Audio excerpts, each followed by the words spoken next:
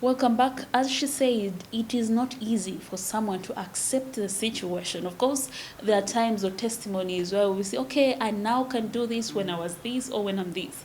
But there is always that moment when you cannot accept. And before we went for that break, we're still looking on the situations, her turning points, the times when she realized, okay, this is me. Now she goes to the school.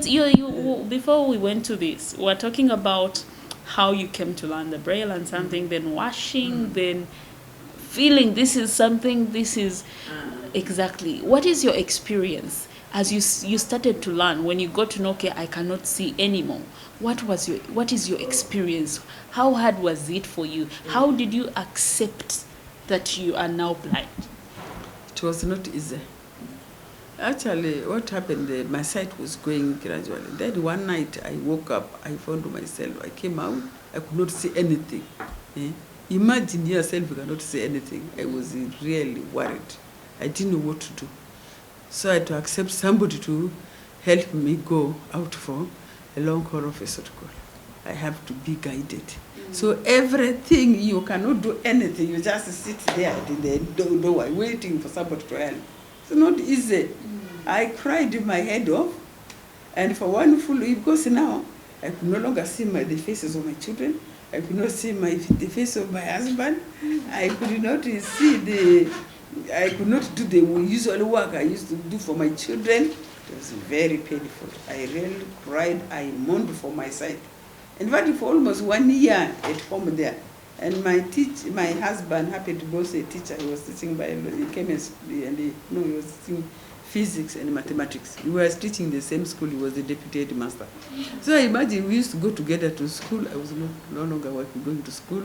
I really felt very bad. I cried my head off until my sister told this story. I have my elder sister called Teresa Raba.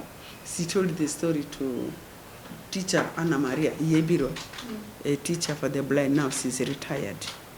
So she told my story to her. She said, my sister is just a teacher now, she has lost her sight. And I said, okay. And she came to my home. She came and talked to me, she counseled me, she talked at least.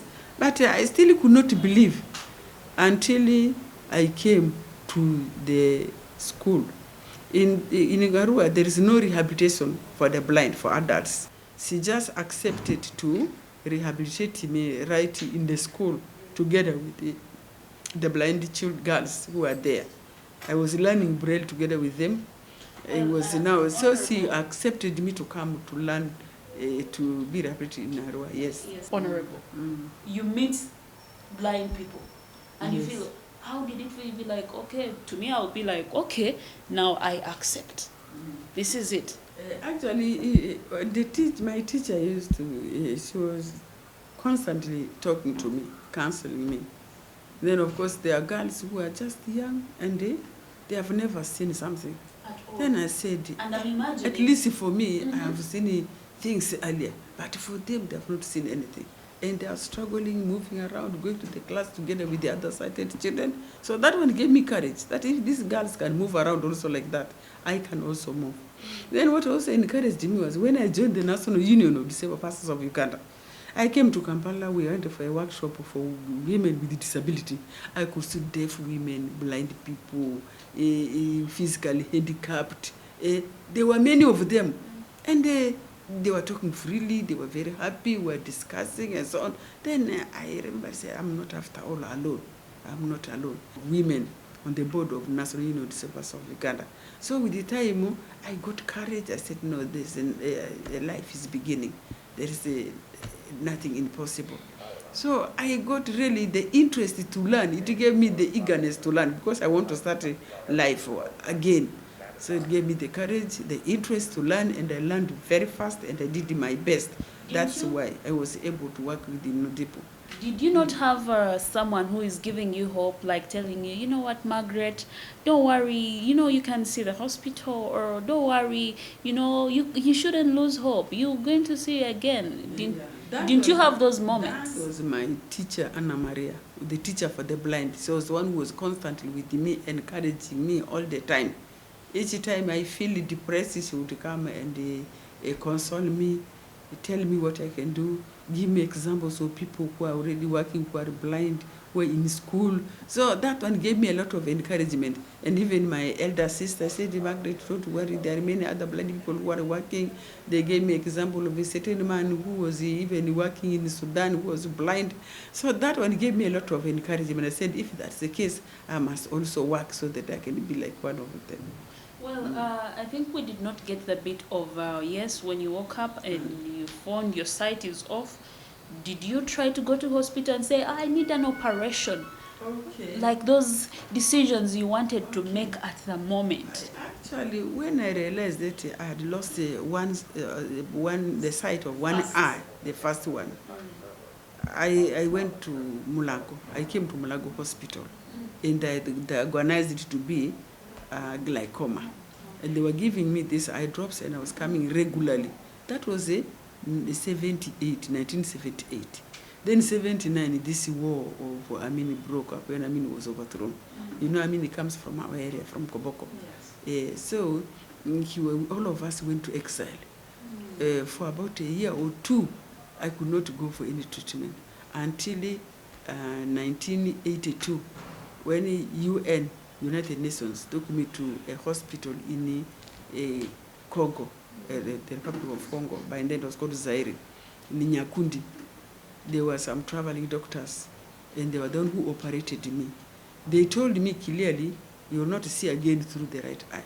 It is only, we are saving 10% of the left eye. So they saved only 10%. They needed after operation, they could not see for a while, but it cleared, I could see. So when we stayed in exile from 80 up to 86, when I came in 86, well, I was still using that site. Even I still went to the classroom to teach. But that time I could not now read very well, but I have to sit outside using some glasses, training myself, but I was able to read and teach slightly.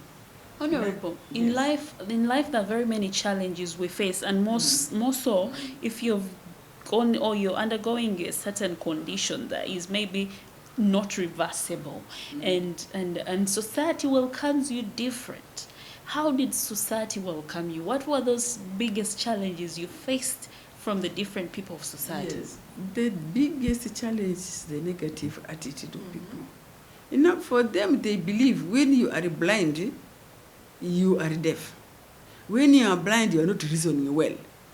So they, up to now, even if they want to talk to me, they will ask my guy, say, please greet her for me, or tell her. And yet I'm here, I'm listening.